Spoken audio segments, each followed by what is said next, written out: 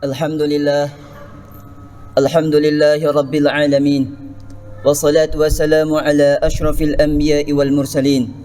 Ashhadu an la ilaha illallah wahdahu la sharika lah, al-mu'min al-muhaimin. Wa ashhadu anna sayyidana Muhammadan abduhu wa rasuluh, as-sadiqul amin.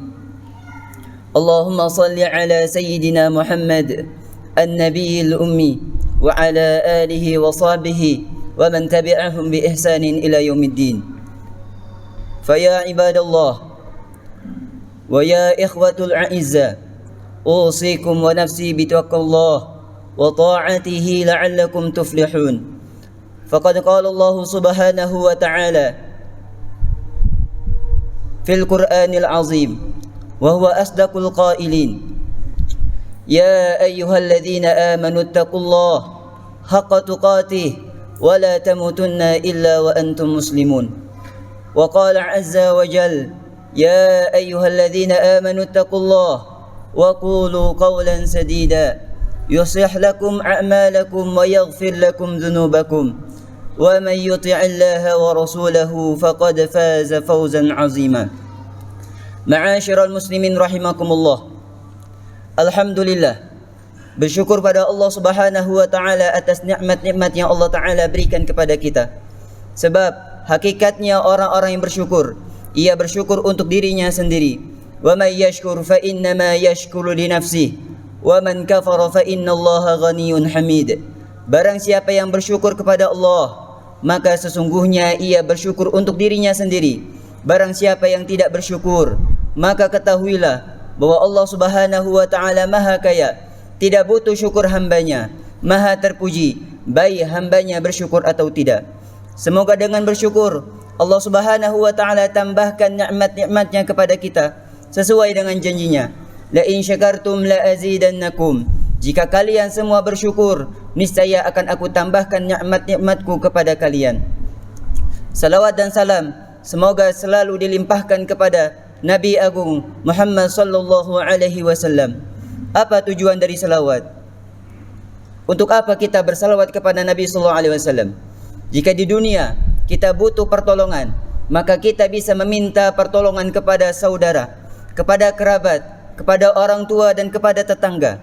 Akan tetapi ada masanya, yauma la yanfa'u malu wala banun. Akan datang hari di mana harta yang dimiliki, anak yang dikasihi tidak akan sama sekali memberikan manfaat. Akan datang hari yauma yafirrul mar'u min akhihi wa ummihi wa abihi wa sahibatihi wa bani. Akan datang masanya di mana setiap orang akan lari dari saudaranya, setiap orang akan lari dari ibu dan ayahnya, setiap orang akan lari dari pasangan hidup dan anaknya. Yang menjadi pertanyaan adalah, kenapa mereka bisa lari dari orang-orang yang dulu mereka sayangi, padahal di dunia mereka sulit sekali dipisahkan. Likulli imri'in minhum yawma idzin sya'nu yughni. Setiap dari mereka, setiap dari kita memiliki urusan yang cukup menyibukkan kita. Setiap dari kita pada hari itu sibuk mempertanggungjawabkan segala perbuatan yang kita lakukan. Langkah kaki, ayunan tangan, tatapan mata, pendengaran, bahkan apa yang terbesit dalam hati kita. Pada saat ketika tidak ada yang dapat memberikan pertolongan, maka kita harapkan pertolongan dan syafaat baginda Rasulullah sallallahu alaihi wasallam. Oleh karena itu marilah kita memperbanyak salawat kepada beliau. Allahumma salli ala sayyidina Muhammad wa ala ali sayyidina Muhammad. Semoga dengan salawat Allah taala jadikan kita sebagai umat Nabi sallallahu alaihi wasallam yang akan mendapatkan syafaatul ujma nanti di hari kiamat. Amin amin ya rabbal alamin. Mengawali khutbah pada siang hari yang penuh dengan keberkahan ini, khatib berwasiat kepada kita semua untuk senantiasa meningkatkan takwa kita kepada Allah Subhanahu wa taala dengan berupaya semampu tenaga menjalankan semua kewajiban dan meninggalkan semua larangan-larangan. Sebab takwa adalah bekal terbaik dalam mengarungi kehidupan di dunia ataupun di akhirat. Wa tazawwadu fa inna khairaz zadi taqwa. Dengan takwa Allah Subhanahu wa taala akan berikan jalan kemudahan, akan berikan setiap permasalahan akan menjadi mudah. Dengan takwa Allah Subhanahu wa taala akan datangkan rezeki dari jalan yang tidak disangka-sangka. Dengan takwa, Allah Subhanahu wa taala akan datangkan keberkahan rezeki. Dengan takwa, manusia akan hidup bahagia dunia maupun di akhirat. Hadirin ma'asyiral muslimin rahimakumullah. Di antara ayat-ayat yang menyebutkan, menceritakan sifat-sifat orang bertakwa adalah surat Al-Imran ayat 143 dan 144. Ayat ini menjadi cermin bagi kita. Apakah sifat-sifat yang Allah Subhanahu wa taala sebutkan dalam ayat ini sudah wujud dalam diri kita sebagai orang-orang beriman? Alladzina yunfikuna fis sarra wad dharra wal kazimin al ghaiza wal 'afina 'anil nas wallahu yuhibbul muhsinin. Dalam ayat ini Allah Subhanahu wa taala menyebutkan 3 sifat orang-orang bertakwa. Sifat pertama adalah orang-orang yang menggunakan hartanya dalam kebaikan, dalam bentuk infak, wakaf dan sedekah. Infak, wakaf dan sedekah memang bukan hal yang mudah untuk kita lakukan di setiap waktu, sehingga dia akan senantiasa berlawanan dengan hawa nafsu kita. Hawa nafsu mendorong kita untuk mengumpulkan harta sebanyak-banyaknya, sehingga jika ada di antara kita senantiasa menginfakkan hartanya, menggunakan hartanya dalam kebaikan tanpa mengenal waktu, mau di waktu lapang ataupun di waktu sempit, maka itu semua adalah tanda adanya keimanan dia dalam dirinya. Sebab ia lebih percaya dengan khazanah Allah, dengan kekayaan Allah daripada apa yang ia miliki. Infak, wakaf dan sedekah tidak akan mengurangi rizki yang Allah Ta'ala berikan kepada kita.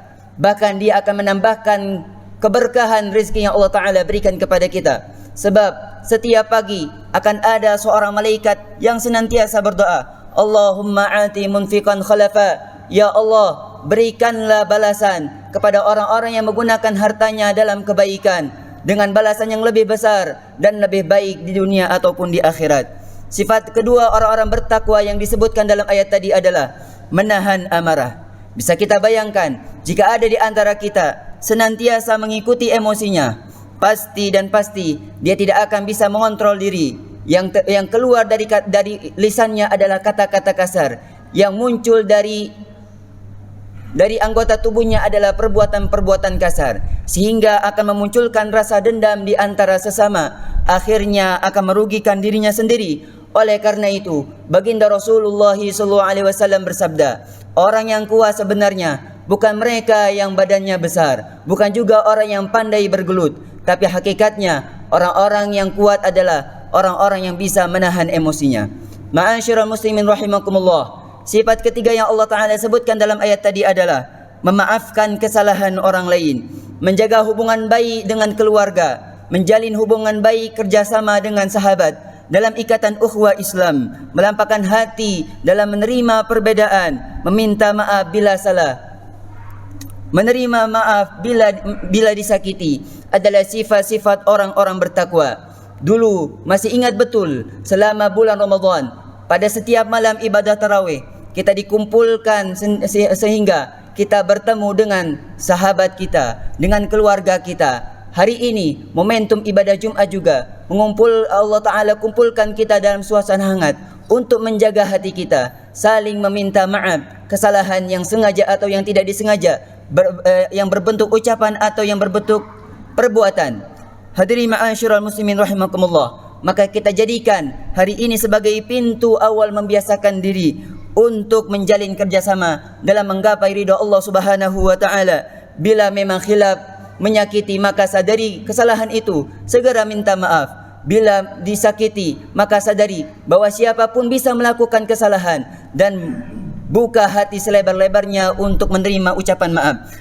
Hadirin rahimakumullah, mari kita sama-sama saling membantu dalam kebaikan dan takwa, sehingga harapan kita, kota kita, komplek kita, negara kita, Allah Ta'ala jadikan sebagai baldatun thayyibatun rabbun ghafur, daerah yang nyaman, daerah yang baik, yang mana Allah Subhanahu wa Ta'ala akan cucurkan ampunannya kepada kita semua.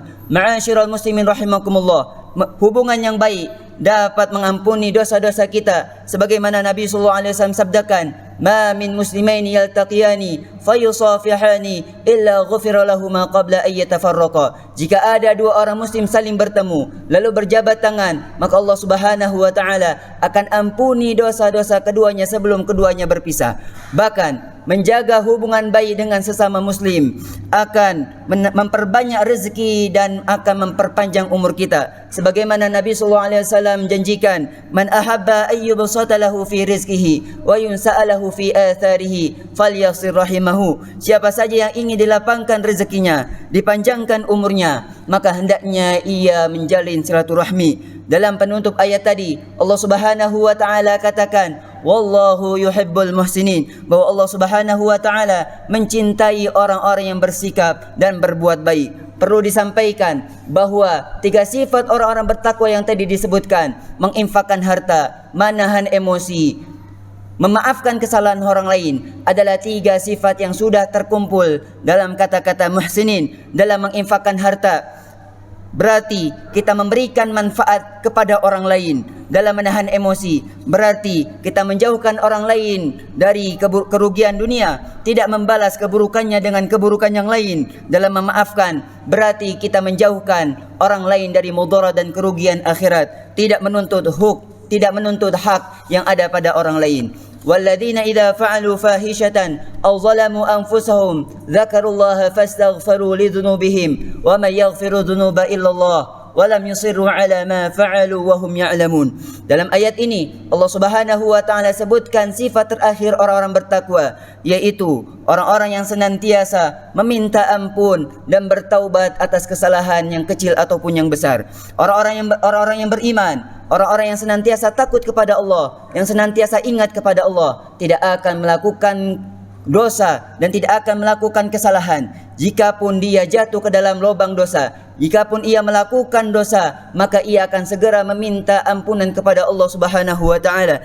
Dan dia tidak akan bersikeras dalam melakukan dosanya, dan ia akan mudah meninggalkan dosa yang ia perbuat. Taubat tidak akan sempurna hanya dengan ucapan istighfar pada lisan kita. Taubat sebenarnya akan kita dapati bila kita betul-betul menyesali perbuatan dosa yang kita lakukan, melepaskan diri dari perbuatan dosa itu dan tidak melakukannya pada kesempatan yang lain. Malazimal istighfar ja'alallahu min kulli dhiqin makhraja wa min kulli hammin faraja wa razaqahu min haitsu la yahtasib. Baginda Rasulullah SAW sabdakan bahwa orang yang biasa mendawamkan kalimat istighfar, maka Allah Ta'ala akan berikan dia tiga hal. Pertama, Allah Subhanahu wa taala akan berikan kemudahan dalam setiap urusannya, dan Allah Subhanahu wa taala akan berikan ia jalan keluar dari setiap permasalahan dan kesempitan hidupnya. Dan yang ketiga, Allah Subhanahu wa taala akan berikan rezeki dari jalan yang tidak disangka-sangka. Hadirin ma'asyiral muslimin rahimakumullah,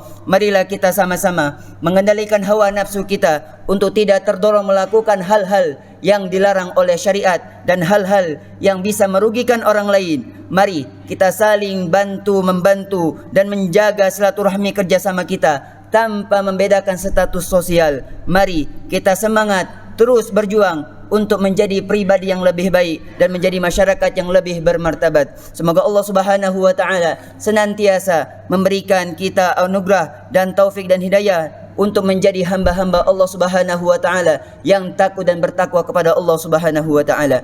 A'udzubillahi minasyaitonir rajim. Bismillahirrahmanirrahim. Wa amma man khafa maqama rabbih wa nahan nafsa 'anil hawa fa innal jannata hiyal ma'wa. Ja'alana Allah wa iyyakum minal faizin wal maqbulin wa adkhalana wa iyyakum fi zumra ibadihi salihin. Aqulu qawli hadha wastaghfiru li wa lakum wa lisairil muslimina wal muslimat fastaghfiru innahu huwal ghafurur rahim.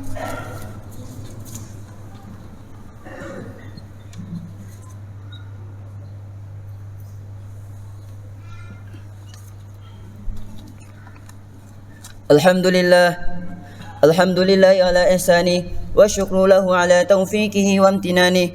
Ashhadu an la ilaha illallah wahdahu la syarika lah تعظيما لشانه وأشهد أن سيدنا محمدا عبده ورسوله الداعي إلى رضوانه. اللهم صل على سيدنا محمد وعلى آله وصحبه وسلم تسليما كثيرا.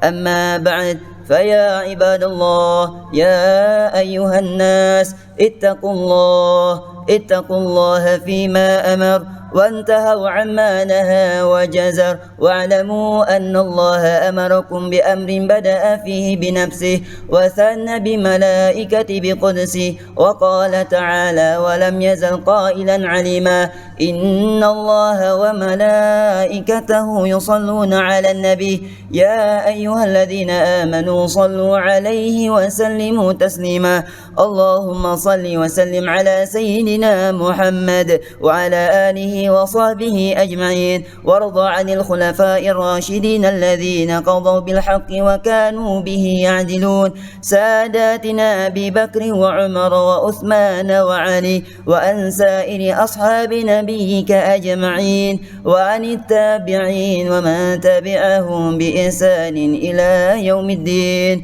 اللهم اغفر للمسلمين والمسلمات والمؤمنين والمؤمنات الأحياء منهم والأموات ولإخواننا الذين سبقونا بالإيمان ولا تجعل في قلوبنا غلا للذين آمنوا ربنا إنك رؤوف رحيم اللهم ألف بين قلوبنا وأصلح ذات بيننا واهدنا سبل السلام وجنبنا من الفواحش ما ظهر منها وما بطن اللهم أعز الإسلام والمسلمين وعلي كلمتك إلى يوم الدين اللهم انصر من نصر دين محمد وجعلنا منهم واخذل من خذل دين محمد ولا تجعلنا معهم ربنا آتنا في الدنيا حسنة وفي الآخرة حسنة وقنا عذاب النار والحمد لله رب العالمين عباد الله إن الله يأمركم بالعدل والإحسان وإيتاء ذي القربى وينهى عن الفحشاء والمنكر والبغي يعظكم لعلكم تذكرون فاذكروا الله العظيم يذكركم واسألوه من فضله يؤتكم ولذكر الله أكبر والله يعلم ما تصنعون.